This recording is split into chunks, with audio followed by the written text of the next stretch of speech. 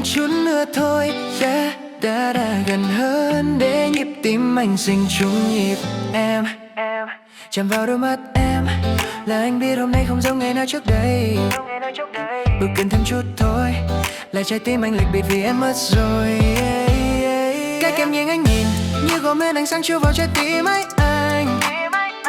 Anh không cần nói gì, chỉ cần nhìn em mỉm cười là bao điều biến tan.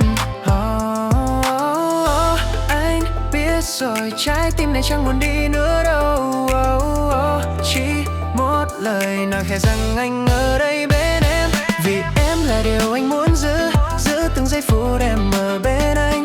Dẫu mai sau đổi thay bao điều, anh chỉ cần em là tim sinh ngày. Anh hiểu em như Gemini, hiểu từng suy nghĩ em chưa nói thành lời. ChatGPT cũng chẳng vẽ được bằng em, đích thì là Grok làm anh say đắm hoài. Hôm nay gió vô tình mà sao anh lại thấy tim mình nóng hơn mọi khi. Em quay sang nhìn nhẹ, như thể đã biết anh đang nói điều gì. Trong khoảnh khắc giật bé, anh nhận ra mình chẳng còn đường nào để trốn nữa. Một bước đến bên em, một bước để trái tim tôi lạc đường.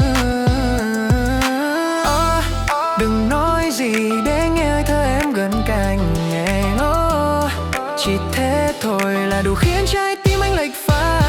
Vì em là điều anh muốn giữ cách em cười khiến anh mải si mê.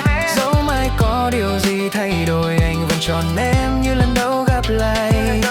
Em là điều anh muốn giữ cảm giác khi em đến ôm nhẹ anh thật lâu. Nếu một ngày tận thế xảy ra, anh sẽ nắm tay giữ em từng giây.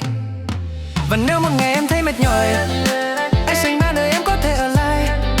Dẫu bao trong tranh đi qua đời mình, anh vẫn đứng đó giữ em chẳng rời xa.